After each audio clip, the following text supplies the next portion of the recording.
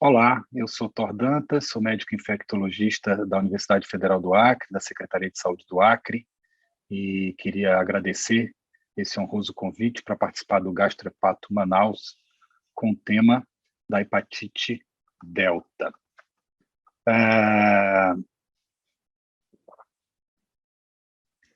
Não tenho nenhum conflito de interesse potencial para esse tema. E a hepatite delta é considerada menos comum e a mais desconhecida de todas as hepatites virais, de modo que a maior vantagem que eu tenho sobre quem me ouve agora é que eu sei mais precisamente o quanto eu não sei sobre esse tema da hepatite delta. A hepatite delta é uma co-infecção, né, diferente das outras co-infecções que a gente está acostumado a entender, vírus C com vírus B, HIV com hepatite B, no sentido de que é uma co-infecção intimamente relacionada. O vírus delta depende intimamente do B. O vírus delta é considerado o patógeno humano mais atípico e mais simples. Ele é, na verdade, uma ribonucleoproteína, um material genético com uma proteína com seu antígeno delta envolto no HBsAg, de modo que os receptores de membrana da célula são os mesmos para o vírus B e para o vírus delta. O vírus B, a gente sabe, tem um ciclo celular bastante complexo, ele passa pelo núcleo, diferente do vírus C, deixa no núcleo uma molécula muito importante, que é o cccDNA, e tem como uma característica também importante do seu ciclo a produção do seu material genético de uma forma independente da produção do HBsAg. O vírus B produz HBsAg em quantidades muitas vezes superiores ao necessário para formar os seus vírions completos. E as drogas análogos de nucleosídeo, nucleotídeo usado para tratar a infecção pelo vírus da hepatite B inibem apenas a produção do seu material genético, mas nada fazem na produção desse HBsAg. E esse HBsAg excedente é exatamente utilizado pelo vírus delta, que também tem um ciclo pelo núcleo da célula, produz a sua ribonucleoproteína que sai da célula envolta no HBsAg. É considerado a hepatite mais patogênica de todas, produz formas agudas e crônicas bastante graves, evolui para cirrose em até 80% dos casos, a mortalidade da cirrose associada ao delta é 2 vezes maior do que aquela associada ao B, e o risco de hepatocarcinoma na cirrose associada ao delta é 3 vezes maior do que na associada ao vírus B. Tem uma distribuição muito irregular e focal, uma das características da epidemiologia do delta marcante. Veja que o mapa de distribuição global do vírus da hepatite B, a gente sabe, envolve toda a África subsaariana, a Ásia, as ilhas do Pacífico, Oriente Médio, focos na Europa, no Ártico. Mas quando a gente vai para o vírus delta, que necessita do B e anda junto com ele, a gente tem, por exemplo, áreas da Ásia inteira que tem muito B e não tem delta. Ilhas do Pacífico com hiperendemicidade de delta ao lado de outras ilhas sem delta nenhum. E mesmo aqui na nossa região amazônica, né, a gente sabe que a hepatite delta é muito mais endêmica na Amazônia Ocidental do que na Amazônia Ocidental. Os focos de distribuição no mundo são o Mediterrâneo, onde até 23% dos portadores de B já foram descritos com delta, a África Central até 42%, Ilhas do Pacífico até 69%, Oriente Médio e Ásia Central, com destaque para o Paquistão, e aqui onde nós estamos, no norte da América do Sul, Bacia Amazônica, Venezuela e Colômbia, como sabemos, hiperendêmica para o vírus delta. Existem 8 genótipos do vírus delta, os 3 primeiros são os mais conhecidos e importantes, o tipo 1 é o mais disseminado mundialmente, o tipo 2 é o tipo asiático, Taiwan, Japão, um pouco na Rússia também, e o tipo 3 é o tipo exclusivo da América do Sul. Né? Temos um tipo 4 ainda também na Ásia e os tipos 5 a 8 na África. Notem que o genótipo 3, o nosso genótipo amazônico, é o mais distinto de todos os genótipos, o mais divergente de todos os genótipos.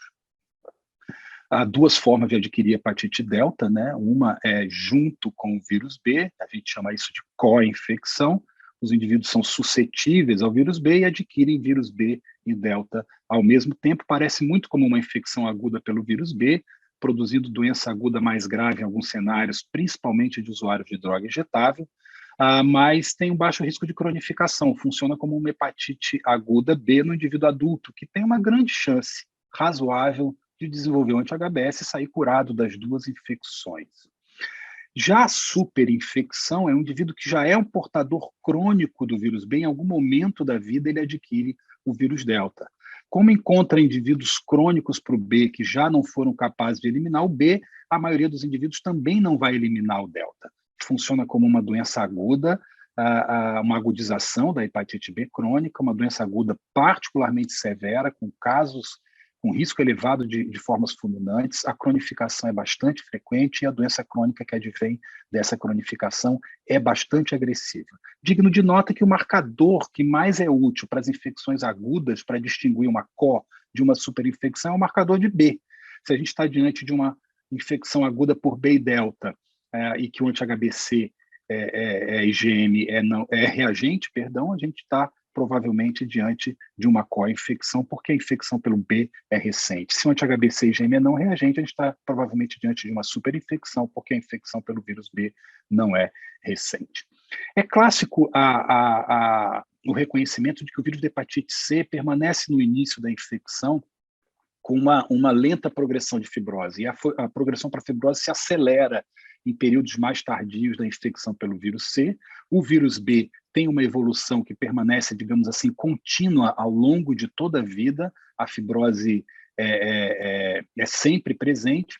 E o vírus delta, curiosamente, ele tem uma fibrose uma fibrogênese que é acelerada desde o início, o indivíduo alcançando altos graus de fibrose e de cirrose muito cedo na vida, de modo que é muito comum ver pacientes jovens, às vezes antes dos 20 anos, com cirrose avançada e as complicações da cirrose como hepatocarcinoma. A gente sempre lembra de pensar em vírus delta em todo indivíduo que é HBsAg reagente de áreas endêmicas ou migrantes dessas áreas, né? Testar todos no diagnóstico e no segmento. Em áreas de baixa prevalência, lembrar naqueles indivíduos que têm fatores de risco parenteral, principalmente usuários de droga injetável e demais exposições parenterais, obviamente. Especial suspeição a gente recomenda nos casos agudos e crônicos muito graves, né? Como disse, é uma infecção particularmente grave, e nas formas de reagudização do vírus B, né? Toda a reagudização do vírus B ao longo da vida pode representar uma superinfecção por delta em qualquer momento da vida, dado que não há uma vacina específica contra delta, o indivíduo permanece suscetível por toda a vida. Os marcadores da infecção pelo delta são o anti-HDV total, que traduz infecção passada ou presente, mas quando os seus títulos são muito altos, esse anticorpo se associa com a cronificação, com a cronicidade. Então, título de anti-HDV total sugere que estamos diante de uma infecção que se cronificou e não que resolveu, de uma infecção que está presente.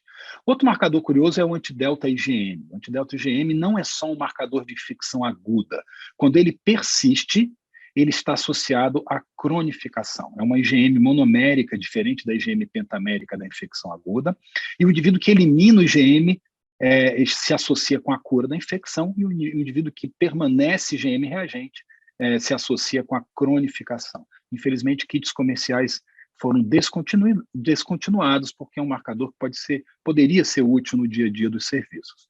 É possível detectar o antígeno delta no tecido hepático, é um marcador direto de infecção pelo vírus delta, necessita de biópsia do tecido hepático, por isso não muito realizado, e tem uma outra desvantagem também, que perde detectabilidade. É descrito até 50% de perda de detectabilidade em 10 anos. Quanto mais antiga a infecção, quanto mais fibrose tiver no tecido hepático, menor a probabilidade de detectar o antígeno delta por imunofluorescência, por imunohistoquímica. De modo que o marcador do HDV-RNA no soro é o marcador mais fidedigno de infecção realmente. Existem protocolos padronizados desde 2012 com kits comerciais disponíveis.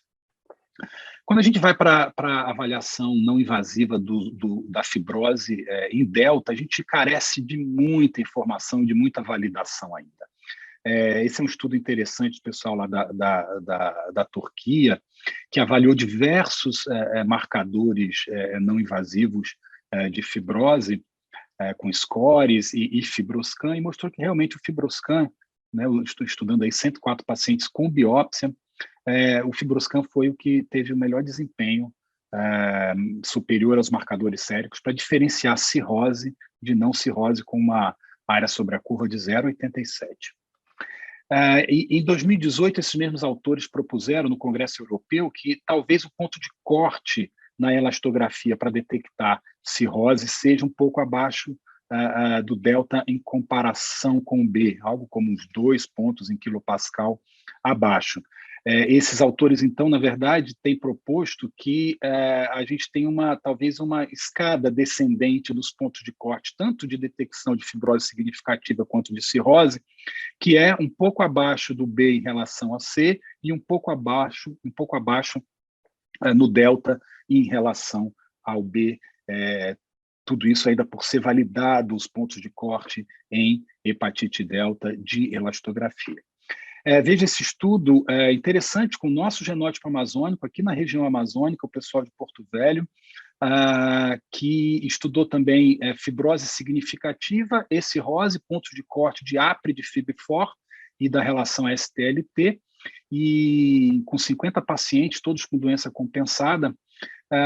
Veja que o cutoff ótimo para fibrose significativa no APRI foi 0,7, no FIB4 foi 1,36, e eles então tiveram bom desempenho para a detecção de fibrose significativa, não tanto para cirrose. Então, a conclusão dos autores é que a APRI-FIB4 pode ser útil em detectar fibrose significativa em pacientes do genótipo 3 amazônico com esses pontos de corte aqui. Esse estudo americano é interessante porque desenvolveu um novo score, o Delta-4, score de fibrose de delta, em que eles incorporaram a elastografia, a GGT, as plaquetas e a LT. E conseguiram demonstrar que esse score foi realmente um pouquinho superior até à elastografia isolada. Combinar a elastografia com essas outras variáveis deu uma área sobre a curva de 0,94, quando a elastografia sozinha 0,90. Então, talvez a gente possa até elaborar, né, scores que juntem a elastografia com outras informações clínicas e laboratoriais para melhor predizer fibrose em hepatite delta. Eu fiz outro dia um levantamento aqui no serviço, 63 pacientes, a média de idade de 40 anos, 88 já com tratamento prévio ou atual, então isso dificulta bastante realmente hoje em dia você conduzir estudos em paciente delta, porque a maioria deles já recebeu tratamento. Felizmente é uma doença que a gente não vê mais com tanta frequência casos novos quanto via no passado, embora eles ainda existam, mas esse levantamento aqui, 19 tinham biópsia, um delta-T entre biópsia elástica muito longo, hein? Desde 3 meses a 8 anos, mas 41 já com sinais clínicos evidentes de cirrose. Veja lá, 40 anos, metade quase da população cirrótica, clinicamente cirrótico. A média era 19,4 quilopascal, elevado valor de elastografia, e foi possível detectar pacientes aqui nesse levantamento com comprovadamente cirrótico a partir de 8,9 quilopascal. E foi possível identificar pacientes comprovadamente sem fibrose significativa abaixo de 5,15 quilopascal, mostrando que talvez esses pontos de corte realmente sejam um pouquinho abaixo de B, do que de B como proposto pelo grupo lá da Turquia. É um desafio terapêutico grande, delta ainda, pelo ciclo biológico atípico, por ser uma infecção dual complexa, pela produção da HBsAg não ser afetada pelos nucleosídeos análogos, pela ausência de alvos enzimáticos próprios e pela pouca priorização da indústria. Veja que esse é uma revisão sistemática de interferon pegilado e interferon convencional em delta, e realmente a gente tem o interferon convencional com 20% apenas de eficácia e o pegilado um pouquinho maior, com 30% de eficácia. A soroconversão da GHBS é muito baixa, não chega a 3%. A mensagem dos estudos com interferon pegilado em delta é a resposta virológica aos 6 meses com queda de mais de 3 logs, prediz resposta no final do tratamento, mas não diferencia, infelizmente, respondedores de recidivantes. E a resposta virológica lenta, ela existe, quer dizer, pacientes que não respondem inicialmente, mas exibem uma queda posterior do delta, necessitam de um curso maior de tratamento, muito provavelmente. Vejam que esse é o fluxograma do nosso PCDT de tratamento de delta, né? Então, os indivíduos que têm HBsAg devem testar para delta, aqueles que têm aqueles marcadores, ou antidelta IgM, ou PCR de delta no soro, ou a biópsia hepática com HDV-Ag, o antígeno delta no tecido, têm infecção crônica ativa pelo delta, e aqueles que não têm seriam indivíduos curados, resolvidos de delta, devem seguir o protocolo de monoterapia de B. Se o indivíduo tem delta, é importante checar como é que está o status de replicação do B. Se o indivíduo tem carga viral de B muito elevada, acima de 2.000, você teria um tratamento com interferon mais análogo, porque você associaria o análogo também para tratar a carga viral de B, que também está elevada, o vírus da hepatite B também está replicando de forma significativa, e se você tiver uma carga viral de B abaixo de 2.000, você trata só com interferon pegilado, porque o alvo é apenas a replicação do vírus da hepatite delta. Veja que esse é o pipeline de novas drogas para a hepatite B. A gente tem aí quase 9 classes diferentes de drogas em estudos de fase 1, fase 2, fase 3. Muita mudança e inovação se espera nos próximos anos para a hepatite B, como todos sabemos, e muitas dessas drogas vão ter utilidade também delta, por causa desse ciclo compartilhado. Veja que os inibidores de entrada agem atuando tanto no ciclo do B quanto do delta. Um grupo de moléculas que são os RNAs de interferência que interferem na produção do HBsAg vão ter utilidade tanto no B quanto no delta. Os inibidores de liberação do HBsAg também, tanto a produção quanto a liberação.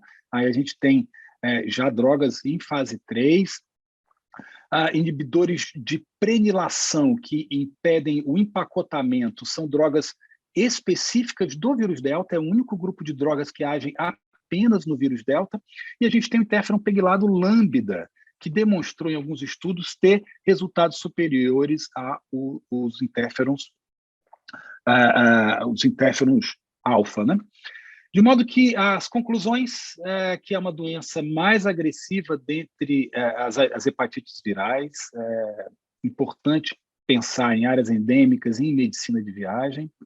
É um desafio terapêutico ainda hoje, mas novas drogas estão em investigação e tratamentos combinados futuros são altamente prováveis, por exemplo, combinando interferon pegilado, lambda, por exemplo, com inibidores de entrada, com ou sem inibidores do HBsAg, podem ser estratégias no futuro bem próximo para tratar e melhor status de cura alcançar com o tratamento de hepatite delta.